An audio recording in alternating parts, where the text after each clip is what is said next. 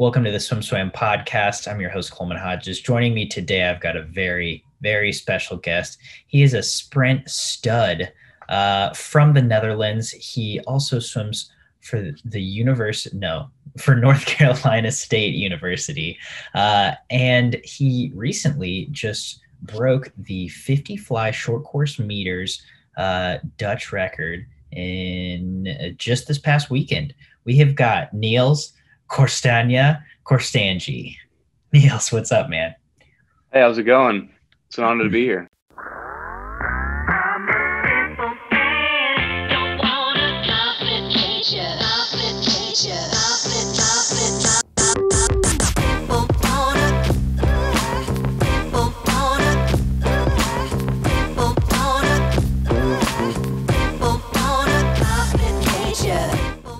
I'm excited to get you on.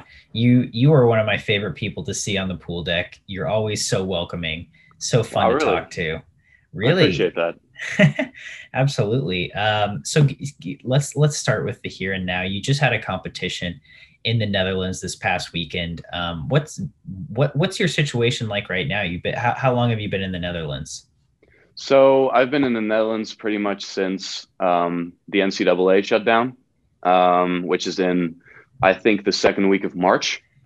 And it got pretty hectic back then. I had to pack my stuff really quickly, and I thought I'd be away for like a month or two, which meant I didn't bring any winter clothes, which kind of sucks now, because it's been a little longer than expected.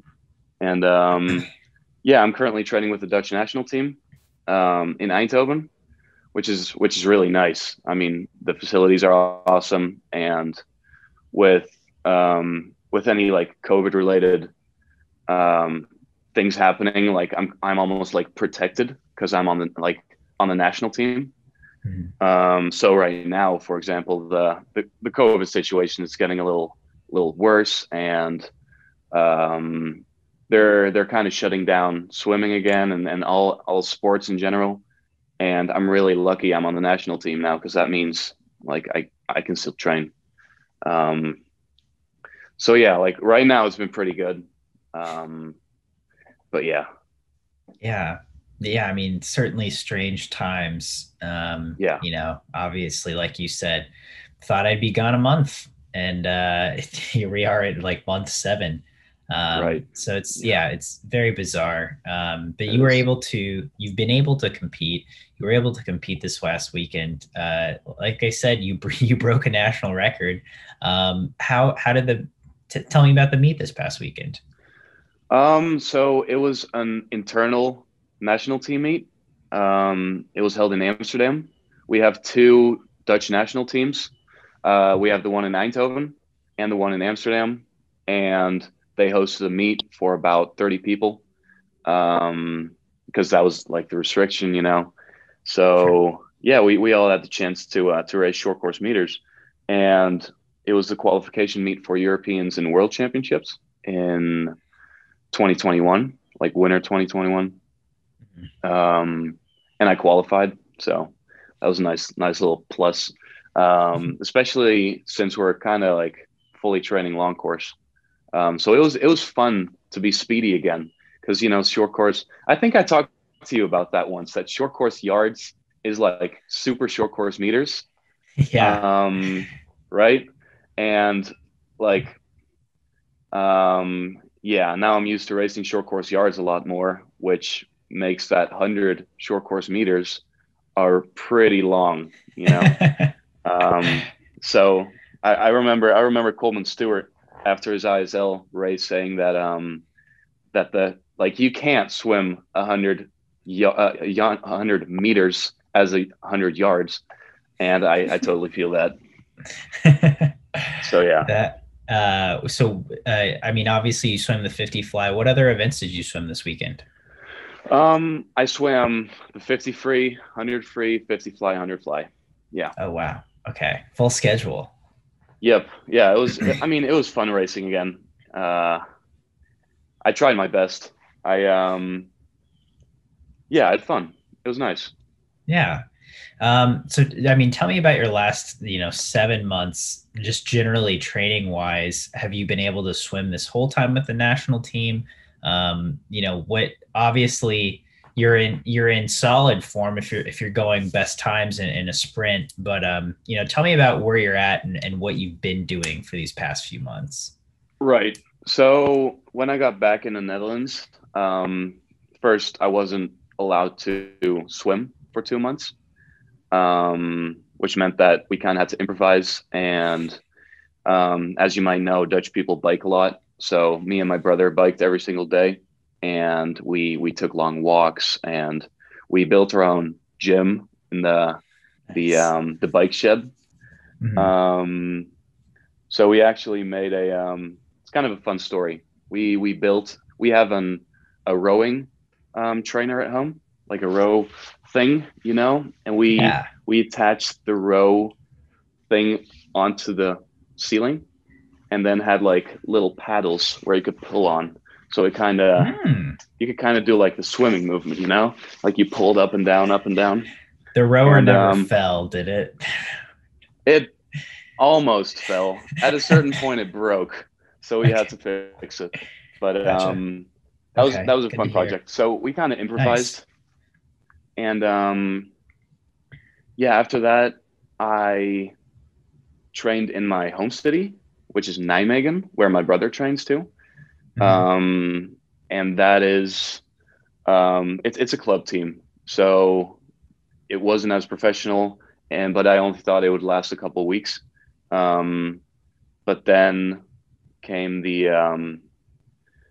I mean, obviously the issues with going back to the U.S. That was a little rougher than I expected. So I made the decision to head back to the national team in Eindhoven, because of the stability and because of the facilities. And well, that's where I am now. Yeah. I don't know if you've made an official announcement about this. Yeah, I don't know. So are you just obviously everything is so up in the air. Are Yeah. you planning, do you have any plans to come back to the US in this kind of school year at all? Or are you pretty much set in Eindhoven for the foreseeable future? Right. I think it depends on where the situation goes. Obviously, it's really hard to Yeah. plan right now. But for now, my main focus is the Olympics.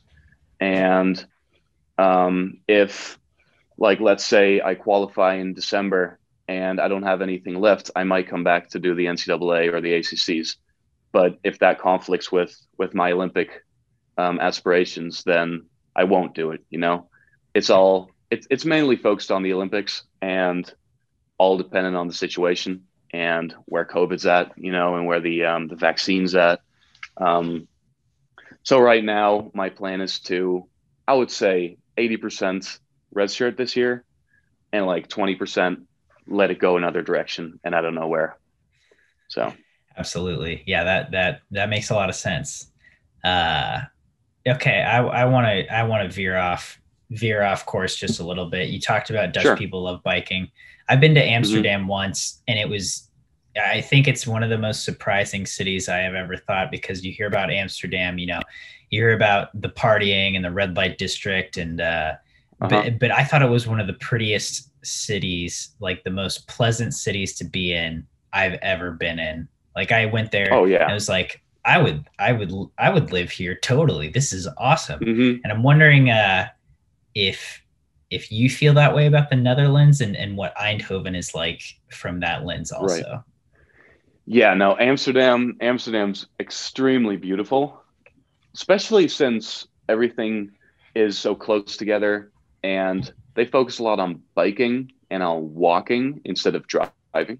So that is one thing I really love, the fact that everything is close together and compact, and um, almost like mapped out perfectly. Because I mean, I always say that the Netherlands is one giant park, because every little square meter is thought of, has a purpose.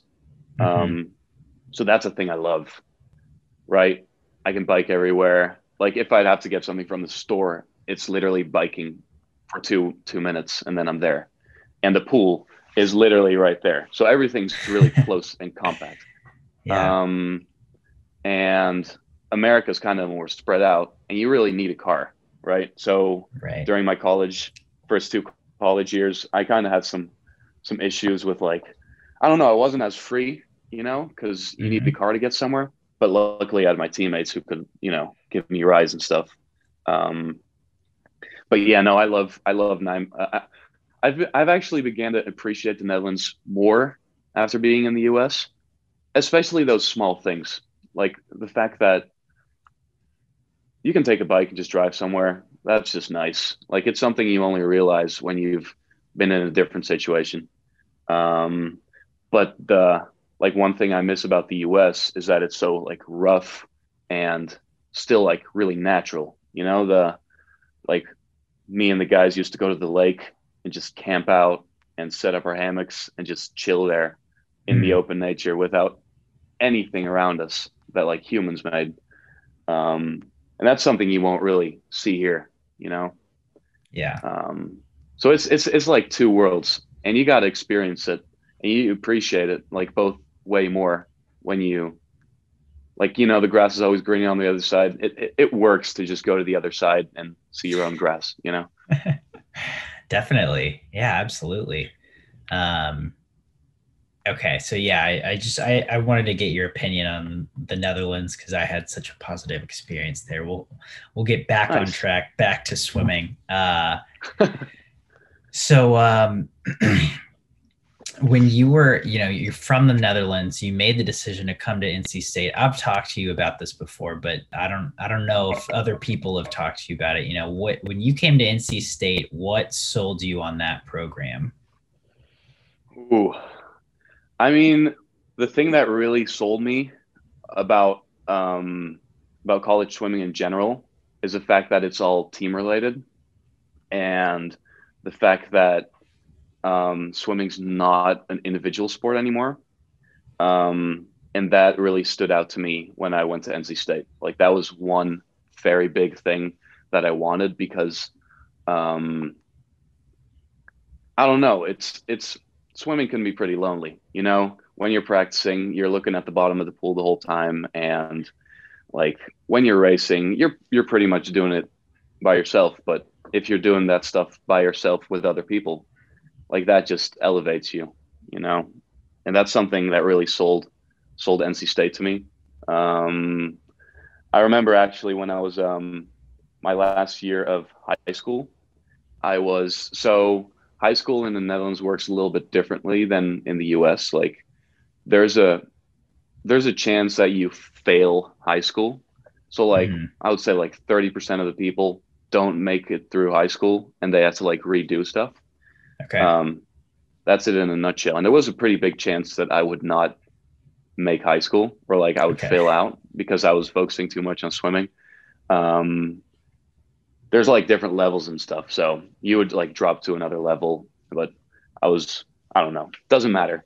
So I took my trip, kind of with the reason like either I try really, really, really hard to make it through high school Hmm. because like I have motivation to go here, Hmm. or I am like, you know what, I'll take an extra year and I'll see where it takes me. And after my trip, I was like, God, I need to make it. I need to make it because I wanted to go there. Like it all clicked into place, and I made Hmm. it. Luckily, um, and yeah, that's where the adventure began. So Yeah. Okay. Well, I'm glad I asked because I didn't know that. That's an interesting bit of trivia. mhm. But really cool. Again, like you said, kind of gave you that extra motivation to make the push and make it happen. Right. What is? I mean, I'm guessing there's a different culture. Certainly, I think there's different swim culture in America, different swim culture in Europe. I'm wondering in the Netherlands for you growing up as a younger swimmer, what was your training like? What was hmm your mentality behind swimming like? Um, I would say the biggest like swim specific focus was technique. Um, we in the Netherlands we focus a lot on technique in the early years, and don't really lift, don't really swim distance. Like it's all the technique, which like gives you a little, what's the inverse of a head start? Like, you uh, know, like it kind of it's puts you behind. right. Yeah. It kind of Uh, puts you behind in like the early years. mhm. And then, um, yeah, but like in the end, you see that Dutch people, like they grow bigger when they're a little bit older. Mhm. Because then they start working hard and they start lifting and they start taking swimming more seriously. Um, so yeah, that was the main focus for me, technique, and I think I've built on that a lot, and it's still my main focus. You know, I'm a pretty big swim nerd, so I kind of like I adjust a lot of like tiny things that literally don't make sense. Like it's just fun thinking about swimming, right? Um, but yeah, so technique. Um, wait, I'm getting off track. Um, So here, you focused a lot on technique as a younger yeah, swimmer. Do you feel like that that gave you the ability to enjoy swimming more than maybe just doing a bunch of yards or working really, really hard as a young kid?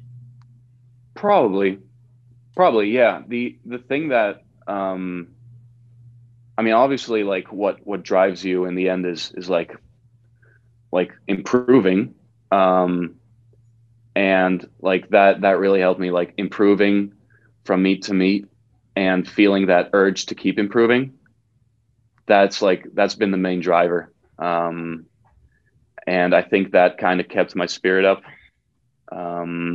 and like keeping my drive up because I wanted more and more and more. Um, and yeah, that got me more and more serious too. Because when I was a kid, I was just like I didn't really like I just did it, you know. But now I like need to really focus on the tiny details to get better. So yeah, that drive to improve, I think that's what makes swimming so much fun. Um, probably a lot of swimmers will agree with me on that. Because swimming can be pretty boring sometimes, you know. Like I was saying, when looking at the bottom of the pool all the time. Um, but yeah, Absolutely. So you have the drive to improve. That's what makes it fun. Did hmm were you always a big swim nerd as a kid, or did is that something that you've grown into in the past few years? I would say I've always been a swim nerd. I've been I mean, a pretty big nerd in general. Just um, with everything, pretty much. I haven't been a big like party kid or like a popular kid. You know, I was always like the guy just I don't know doing my own thing, which I like, which everyone like thought it was cool. You know, because I was doing my own thing and I was like, yeah, I just did it. And I think that was one thing that really attracted me to NC State, that everybody could just pretty much be themselves and just do whatever they'd like to do. Because I mean, in the end, it's a group of guys coming from all over the place, just getting together and you know it just clicking. And the like I like creative stuff. So this thing behind me, I don't know. Yeah, you can see it pretty Yeah, well. no, I I made can that during definitely. quarantine. You made that. It's yeah, I made that. It's Nice. I like slammed in a whole bunch of um what are they called? Nails. Yeah. And I spun rope in between them. And then yeah, this turned out like that. I was going to ask you about it, but I didn't really have a question. I just thought it was cool. But that Really, I think thank that's you. awesome that you made that. Yeah. Appreciate it. Yeah, Um, I like stuff like that. I like keeping myself busy, honestly, outside of swimming too. yeah. Um, and during quarantine, that was much needed because there was so much time. So Tell me this is about what it. that's what it resulted in, right? This keyboard behind me, Uh huh. quarantine by quarantine. Really? Yeah, Oh really. yeah, you need it. Nice. Yeah. Yeah.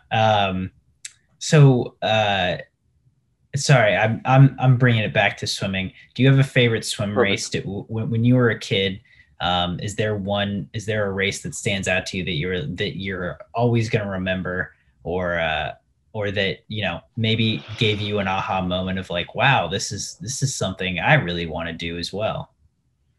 Right. Actually, I think, yeah, there was one race. It was that's one that stood out. That's like when my life kind of like got elevated and I was like, damn, I need to take this seriously. It was in 2015. I went to Georgia, which is a country in the east of Europe, Hmm. and it was the EOF, so European Junior Olympic Festival, Okay. and I won the 50 free there. Um, and the circumstances there were terrible. Like the food there, we had pasta with like dry noodles with ketchup every single night, and we were not allowed to touch the vegetables because they were washed in water, which like Oh. gave you the possibility to get sick. Hmm. Um, so the circumstances sucked. And one thing that I really took from that tournament was that whoever does best in the bad circumstances wins. And I was not the best swimmer at that meet, but I did use, um, I mean, kind of like the bad circumstances to my advantage because like I knew how to deal with not having the perfect circumstances, you know? Hmm. Um, so yeah, a lot of people they just couldn't manage themselves. Like for example, the 50 free, right? We had the prelims, the semifinals, but during the semifinals, for some reason, they forgot to clock my semifinal, so nobody had times, right? It was, I think I swam, which was really good at that time, like 23:0, but it didn't Yeah. like there was no time, which meant that we had to redo the semifinal at the end of the meet. Oh. Um, so Did they yeah, did they forget luckily, to time your heat or just you? no, the whole heat, like Oh. the whole heat, pretty much got messed with. It was bad, and the other heat, they had times, so it was just our Oh heat that they man. had to redo. Uh-huh. Um, but like I was good at handling the bad situation there and like turning it to my advantage. And the day Wow. after, I won the 50 free. So that was one thing that really stood out to me. Also, the fact that the chef de mission, so like the manager of the meet, was Peter van den Hoogenband, um, right? Who's a I mean, he's a swimming legend, and he was Yeah. sitting on the stands while I was in the final, and also during the semifinal that didn't get clocked. So um, yeah, that really stood out to me. Yeah. You got props from Hoogie. Exactly. Um, what? Why do you think? What prepared you to handle those bad circumstances? I mean, why do you think you were able to set yourself apart? In in those certainly inimeal uh, circumstances at that meet. I would say like having a plan beforehand. Like I'm pretty like I need a before my races, I always write down what I'm gonna do so that I don't Mhm. really have to think about it during the races or during the tournament. Which I already did in 2015. Like I kind of had a plan, um, and by having that plan, I kind of had like my rope to hold on to with everything around me just like Falling at the um, wayside. falling apart exactly. So yeah, that probably, and like one other example was the fact that they didn't have the blocks with the wedge on the back. Mhm. Um, like everybody, probably of my opponents swam in a pool that was good enough to have a wedge on the back, but I didn't swim in a pool that had a wedge on the back. I had a pretty, I mean, I wouldn't say a shitty pool, but it was not the best pool. So I learned how to start without a wedge, and I use that to my advantage too. So probably probably holding on to that plan. Yeah. Yeah. I mean, having that rope, having that center of gravity that pulls you down and just grounds you. Certainly. Yeah. Yes. I mean, that sounds really helpful. And that's really cool. So, you know, you mentioned Peter Van den Hoogenband, certainly a swimming legend. Yes. You know, multi-time Olympic champion. Was there ever, you know, kind of similar question, do you have a favorite race that you've watched that you haven't been a part of? But you know, man, we can even go top 3 here. I don't want to limit it, but you know, I'm trying to geek out. And you know, do you have races that you've seen that you're like, yeah, no, I remember that one for sure? Ooh, yeah. Well, one of the races I actually saw live was the 100 freestyle in where was it? In Rome in 2009. It was the last meet where, yeah, I went there with my dad. It was actually because I outgrew my dad. So because I was taller than him, he gave me that trip as like a gift. Me and my brother both got it. But I went to Rome with him, and it was the last meet where they were allowed to wear the super suits, right? So they were dropping world records everywhere. And I was like I literally didn't think a world record was special, you know, because every single heat there would be a world record. And I remember, I think it was the 100 free. The 100 free where they just opened like maniacs. I think they opened like 22 O's, which was like bizarre to me. And then, yeah, that one stood out. Probably it's not my favorite race, but like it's one that I remembered off of the top of my head. I would say right now my favorite races are Caleb Dressel's races, just because he like it's like if I'd race age group swimmers, like I would be at the level of Caleb Dressel racing the other top of the world swimmers, you know? So I'm just so impressed by that guy, the way he revolutionizes swimming. But the way that Peter Van den Hoogenband did that like 15 years ago, well, I mean, longer than 15 years ago, 20 years ago, 25 years ago, that was big. Like that kind of made my interest for swimming bigger, just because he was so big in the Netherlands and elevated the sport of swimming here. Absolutely. I'm looking this up right now. So Van den Hoogenband. So I'm American. Yeah. You know, he had the 100 free world record. He was the first man to break 48 seconds in the 100 freestyle. Yes. He went 47.84, which, you know, we had, I don't know, maybe 3 or 4 Americans do this year. And that's not a knock on him. That's saying like, that is still a very, we only had 3 or, you know, maybe 10 people in the world went 47 this past year. He went it in 2000, 20 years ago. And no one else did that until 2008 when the full body super suits were a thing. So he had the world record for 8 years. So just, you know, some context on your point, how he did revolutionize the sport. But yeah, so interesting fact. He's still, like, swimming wise, he still is, other than like the supersuit era, he still is the fastest man in the 100 freestyle. Like if you look purely at swimming, right? He was, if you compare Caleb Dressel's start and Peter Van den Hoogenband's start, Peter Van den Hoogenband was almost a second behind Dressel on the 15 meters. And he still went 47.8. So if you look purely at swimming, Van den Hoogenband was an absolute legend. He still is faster than purely swimming than what's his face from Australia. Kyle Chalmers. Yeah. So Peter Van den Hoogenband, he didn't do a single kick from the wall off of his turn.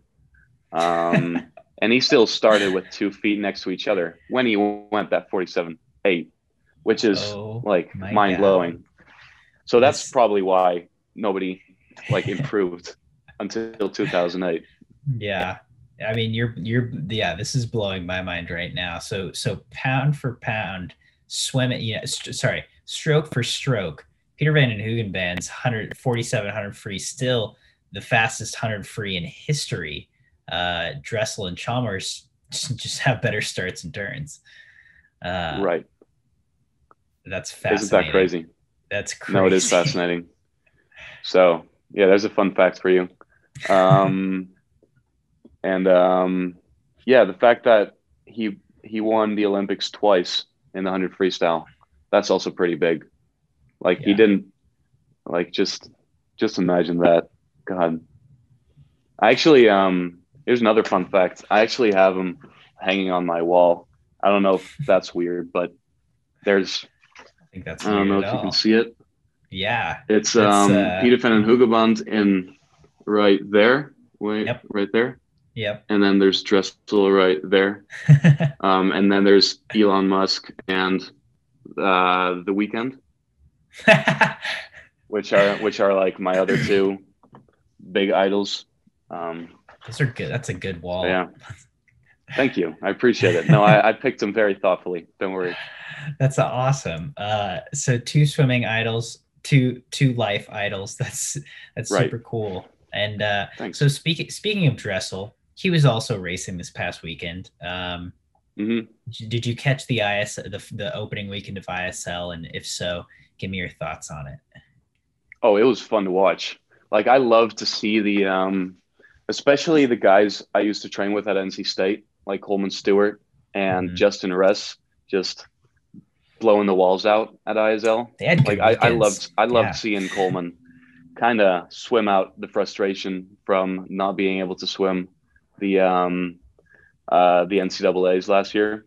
And just I don't know, it's just fun watching swimming races, you know, and especially in that setup, just where it's all about racing and racing a lot. It's almost like a dual meet, right? It's not purely about times and fast times. It's about consistency. And that's just, I don't know, it's cool. It's fun to watch. Definitely. Do you think are you ready to take on the skins races? Oof. Well, I mean, maybe if you ask me in 3 years, I will, which is after my college career. I would say that the NC State way of training is the optimal get ready for skins races. Like one of the practices I remember, or it was Tuesday mornings. I think they're actually doing that now again. I talked to Braden just now, and he told me about that. They were doing the set, but it was the set, right? We start with 2050s on a minute, all out, like best effort, max holding. So you kind of try to stay stable. And every week you go down 2. So first week it's 20, then 18, then 16, and the rest goes up. So I think the first 4 weeks are you do them on a minute, and then on a minute 30. Like every year it kind of changes up. But that said, I was terrible at it the first year I came to NC State, like absolutely terrible. And I used to swim it so that like my last couple ones were the fastest, because that's kind of what I learned in the Netherlands. And Justin and Ress would hate me so much for doing that, because he just went balls to the wall from the first one and just died the last ones. So it made me look good that the last ones were faster, but nobody really realized that I was like kind of, I mean, not chilling out in the first ones, but like not going as fast. Sure. My second year, that went a lot better.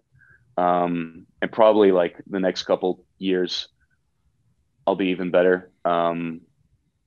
Which is perfect if I want to race skins someday, you know. Then you only have to do 3 of them, which is nice. But you have to make it through all of them. Right. But now I'm really good at my first 50, and then I kind of die down like most of the swimmers in skins. So I'll have to improve, definitely. So Yeah. on that NC State set, do you go all the way down to 250s? Yes, it's right before our taper meets. We or maybe it's right before mid-season. Not sure, but we suit up. I think the last 2 or 3 weeks we suit up. Okay. Um, and we just go on like, I don't know, like 5 minutes or something. Gotcha. That's more my thing. Just just pure speed. Yeah. What was the best 50 that you were able to throw down on one of those sets? I have no idea. I'm not really good with times. Um, no, I have no idea, honestly. Um, One that I can remember that stood out to me was one that I did in the Netherlands. We Mhm. we've been doing paddles fins racing a lot because it's so powerful, right? And like I went a 19.7 in the 50 freestyle long course with paddles and fins.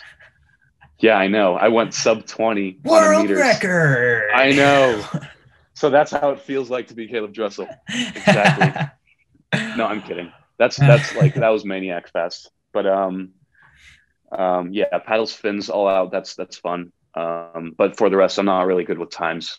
You know, the yeah, meets meets. That's where times count, right? Gotcha. Yeah, that makes sense. But that sounds fun. Yeah, paddles, fins, swimming, just pure speed. That sounds like a Oh blast. yeah. Oh, it is a blast. It's so fun, especially racing on like 100 meter, um, where I just go balls out, and then at the last like 20 meters or 15 meters, my friends who are like originally 200-meter swimmers, they just come at me, and I try to hold on, and it's like it's all just throwing arms, and you know, it's just getting there, getting to your hand on the wall first. Yep. That sounds like a good time.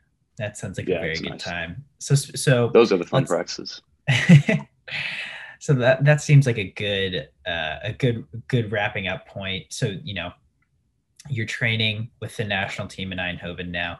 Next couple weeks, next Yep. couple months, what are you looking forward to? I know you said you've already qualified for Europeans in the winter. So what Hmm. moving forward again? Everything is so unforeseeable, but in these next just in the next little window of time, what's life looking like for you?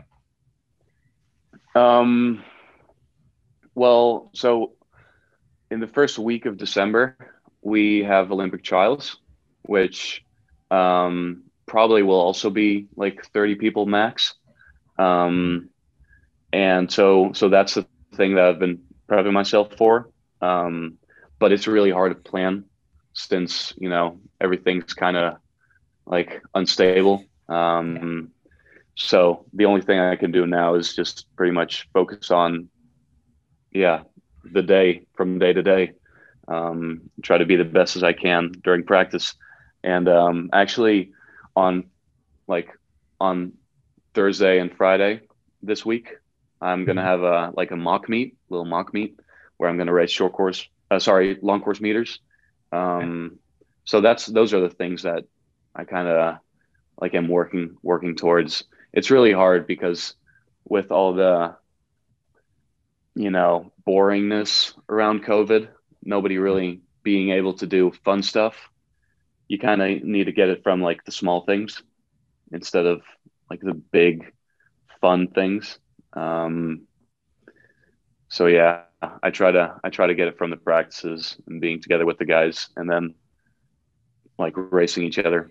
Um, but yeah, so I'm living from day to day right now. That's all I can do.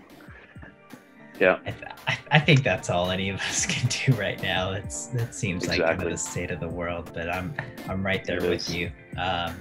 Niels, Yeah, thank you so much for taking the time to sit down and talk with me for a little bit. It's always great you're catching up welcome. with you, and yeah, hopefully we can talk soon, and hopefully you're back in the States before too long. Oh yeah, no, I hope so. That, I'm excited to see everybody again.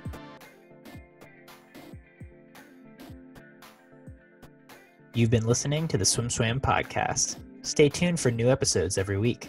You can take SwimSwam podcast on the go by subscribing on your favorite podcast platform. Look for links in the description below, and be sure to subscribe to our YouTube channel for more videos as well.